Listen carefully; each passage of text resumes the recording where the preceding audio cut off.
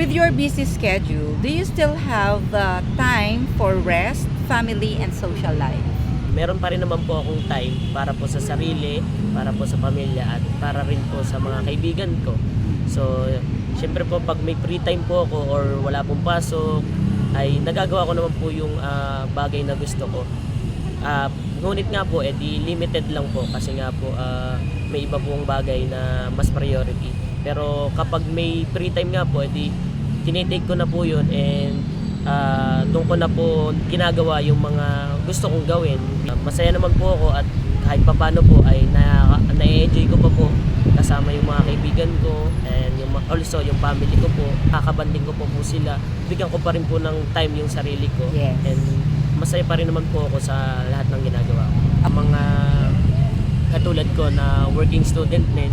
So masasabi ko lang po ay tuloy lang po and laban lang dahil nga po bilang estudyanteng na nagsisikap para maabot lahat ng pangarap ay yun nga po hindi po madali yung pinagdadaanan natin, pero alam ko naman po na balang araw abot din natin yung mga gusto nating maabot and huwag po mawawala ng pag-asa dahil kung may pangarap ka nga po ay hindi mo to titigilan hanggat hindi mo to nakukuha.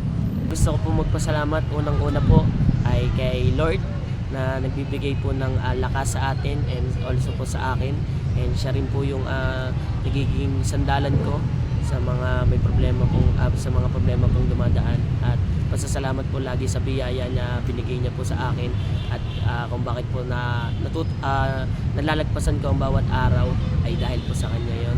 Maraming salamat po palagi din sa mga followers ko po sa aking FB page.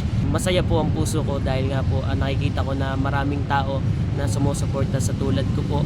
At sa simpleng pagko-comment nyo lang po ay nababasa ko po yan at talaga pong masaya po ako doon at nakikita ko po na na-appreciate nyo po yung tulad ko. At maraming salamat din po sa kaibigan, sa aking pamilya na laging nandyan po na nakasuporta sa akin at laging nandyan para gabayan ako at palaging nandyan para kapag may problema ako nandyan sila para mapagsabihan ko. And syempre po hindi po mawawala kung bakit po ako naging ganito, kung sino po si estudyanteng negosyante ay dahil po sa inyo yon. At gusto ko lang po i-alok or i-promote sa inyo po ang sarili ko pong product na Mickey Chips. So ito po yung aking sariling product na tinitinda dito po sa aming school sa Tayabas Western Academy. So siguro po yung iba dyan ay kilala na ako, and para sa mga hindi pa po, so ako po ay nagtitinda po ng aking sariling product habang nag-aaral po ako. At ito po ay Mickey Chips. So gawa po to sa Mickey and marami pong tawag yung mga tao dito. So mayroon pong Watusi, Singaling. So yan po. So ito pong aking product is Mickey Chips, 35 pesos lang po ito at may iba't iba po siyang flavor. So meron po siyang cheese, spicy, sour cream, tapos plain lang po, tapos barbecue. Saan nila pwedeng makita or saan sila pwedeng makabili ng inyong So product? syempre po pag wala lang po akong pasok nakakapagtinda.